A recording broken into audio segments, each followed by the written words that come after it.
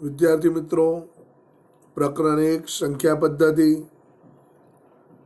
એમાં સ્વાધ્યાય 1.6 એમાં દાખલા નંબર 1 કિંમત શોધો. 64 ઘાતમાં 1/2,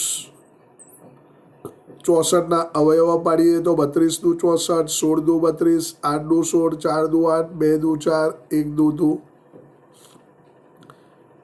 એટલે કે 2 6 વખત પુનરાવર્તિત થાય છે ગુણાકાર. એટલે 2 ના ઘાતમાં 6 અવયવો પડ્યા એના, એટલે કે 2 ના ઘાતમાં 6 એના ઘાતમાં 1/2.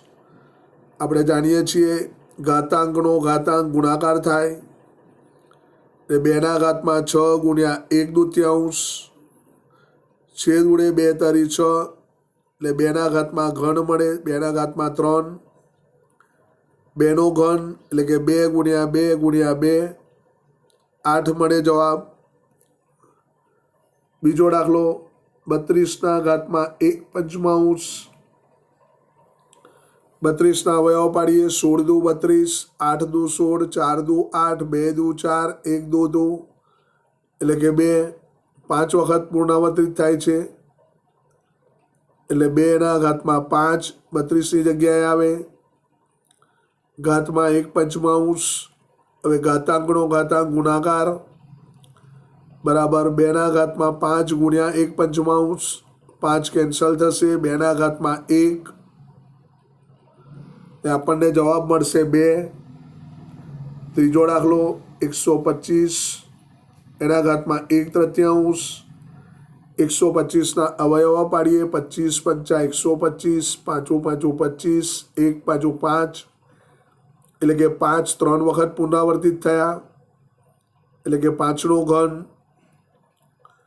બરાબર 5 નો ઘન એના ઘાતમાં 1/3 બરાબર 5 ના ઘાતમાં 3 ગુણ્યા 1/3, 3 કેન્સલ, એટલે કે 5 ના ઘાતમાં 1 બરાબર 5. દાખલા નંબર 2 કિંમત શોધો. 9 ના ઘાતમાં 3/2, 9 ના અવયવો પાડીએ 3 તારી 9, 1 તારી 3, એટલે 3 ગુણ્યા 3 મળ્યા, 3 નો વર્ગ કહેવાય. 3 નો વર્ગ એના ઘાતમાં 3/2, ઘાતાંકનો ઘાતાંક ગુણાકાર થાય, એટલે કે 3 ના ઘાતમાં 2 ગુણ્યા 3/2, 2 કેન્સલ થયા, 3 નો ઘન મળ્યો, એટલે કે 3 ગુણ્યા 3 ગુણ્યા 3, 27 જવાબ મળે. બીજો દાખલો જોઈએ તો 32 ના ઘાતમાં 2/5, 32 ના અવયવો પાડીએ 16 દુ 32, 8 દુ 16, 4 દુ 8, 2 દુ 4, 1 દુ 2, 2 5 વખત પુનરાવર્તિત થાય છે, એટલે કે 2 ની પંચઘાત, 2 ની પંચઘાત એના ઘાતમાં 2/5, ઘાતાંકનો ઘાતાંક ગુણાકાર 5 ગુણ્યા 2/5, 5 કેન્સલ થયા, 2 ના ઘાતમાં 2 મળે, એટલે કે 2 ગુણ્યા 2, જવાબ મળે 4, 2 દુ 4. ત્રીજો દાખલો જોઈએ. 16 ના ઘાતમાં 3/4, 16 ના અવયવો પાડીએ 8 દુ 16, 4 દુ 8, 2 દુ 4, 1 દુ 2, 2 4 વખત પુનરાવર્તિત થયા, એટલે કે 2 ની ચતુર્ઘાત, 16 ની જગ્યાએ 2 ની ચતુર્ઘાત એના ઘાતમાં 3/4. હવે ઘાતાંકનો ઘાતાંક ગુણાકાર 2 ના ઘાતમાં 4 ગુણ્યા 3/4, 4 કેન્સલ થયા, એટલે 2 નો ઘન મળ્યો, એટલે કે 2 ગુણ્યા 2 ગુણ્યા 2, જવાબ 8 મળે.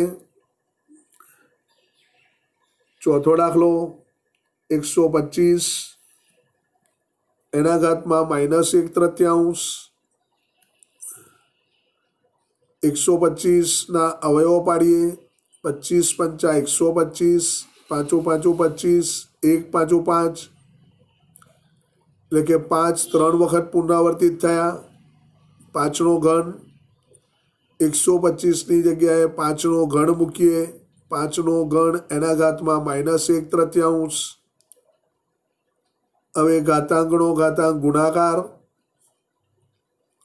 એટલે કે 5ના ઘાતમાં 3 ગુણ્યા -1/3 3 કેન્સલ એટલે કે 5ના ઘાતમાં -1 હવે ઘાતાંકમાં ઋણ ચાલે નહીં એટલે અંશનો છેદ કરવો પડે અથવા છેદનો અંશ કરવો પડે અહીંયા અંશ છે અંશનો છેદ કરીએ તો 1/5 થાય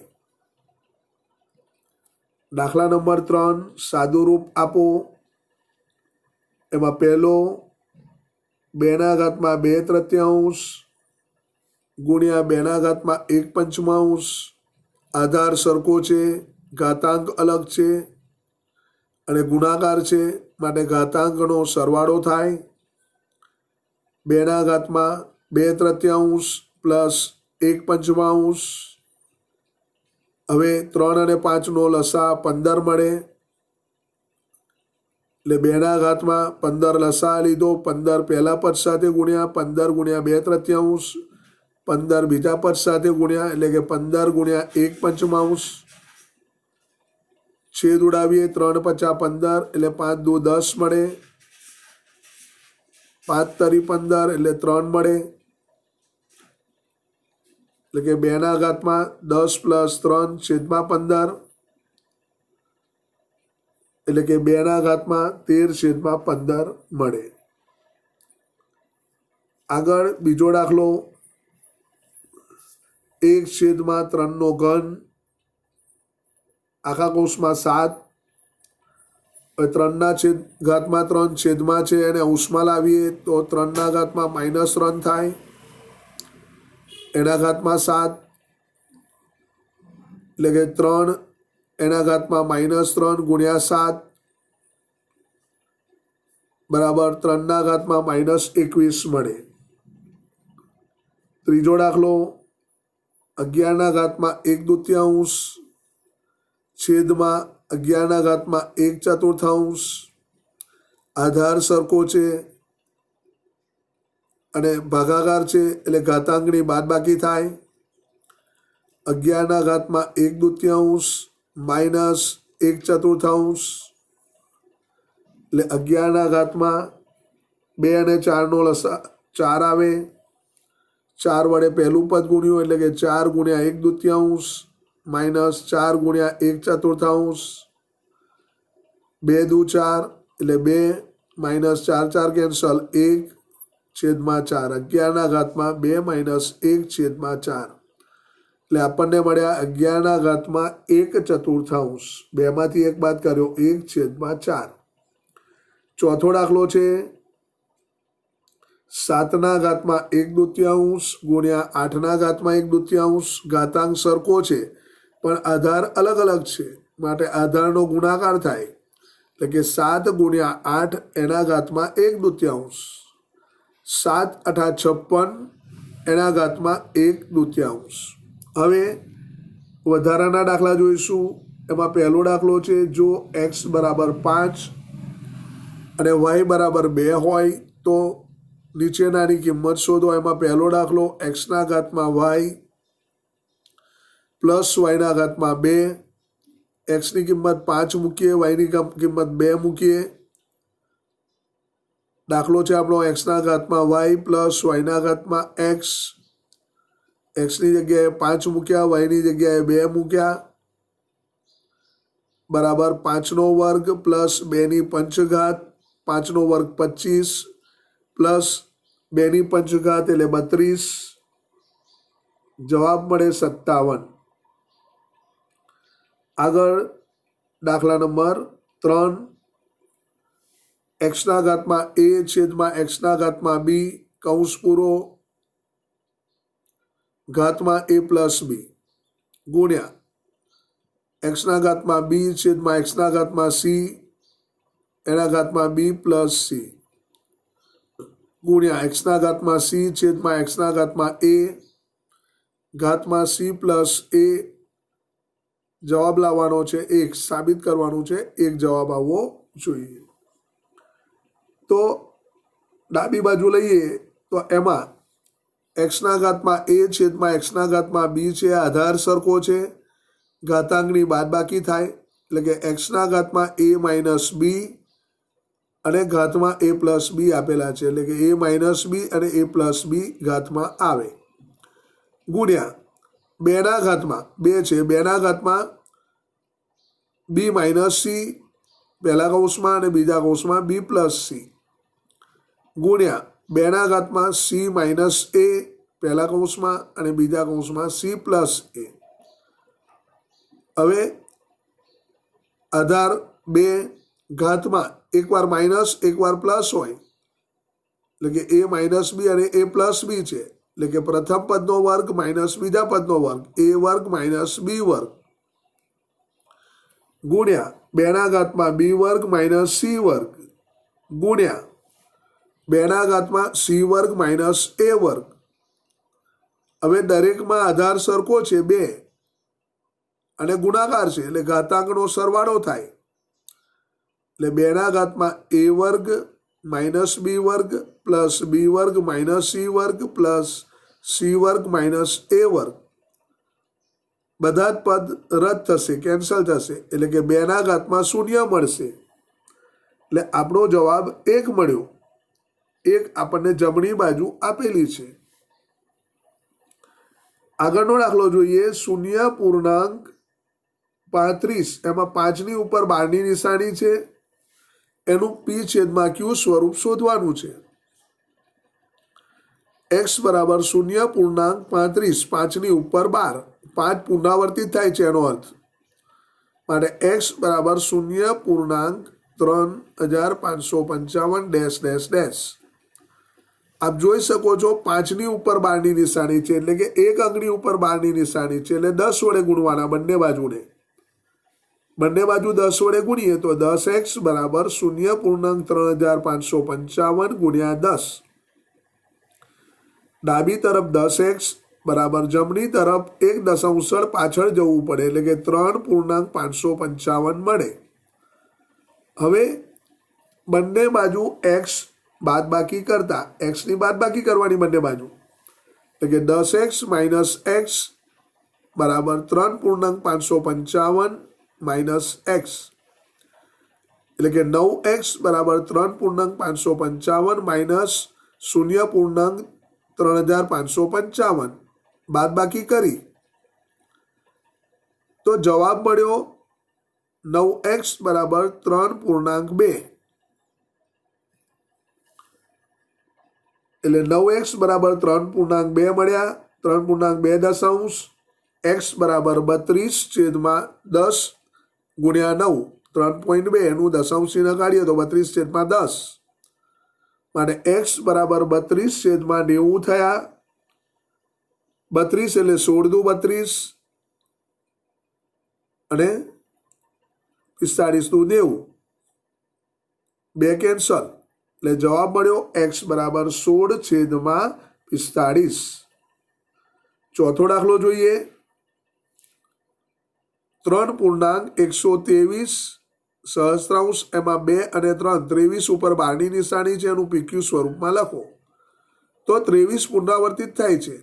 x બરાબર 3.12 32 32 32 એ રીતે આપ જોઈ શકો છો 2 અંક ઉપર 12ની નિશાની છે એટલે 100 વડે ગુણવા પડે. બંને બાજુને 100 વડે ગુણીએ એટલે 100x બરાબર 3.123 232 3 ગુણ્યા 100 એટલે 100x બરાબર 2 દશાંશ ચિહ્ન પાછળ જવું પડે એટલે 312.32 મળે. હવે બંને બાજુ x માઇનસ કરીએ એટલે 100x માઇનસ x બરાબર 312.32 માઇનસ x.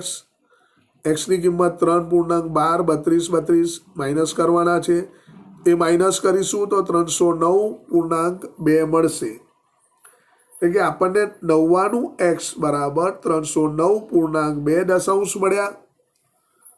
99 ને ભાગાકારમાં લઈએ અને દશાંશ ચિહ્ન કાઢીએ તો x બરાબર 3092/10 ગુણ્યા 99 માટે x બરાબર 3092/990 થાય. છેદ ઉડાવીએ તો 2 ગુણ્યા 1546 અને છેદમાં 2 ગુણ્યા 495, 2 રદ થાય એટલે જવાબ મળે 1546/495.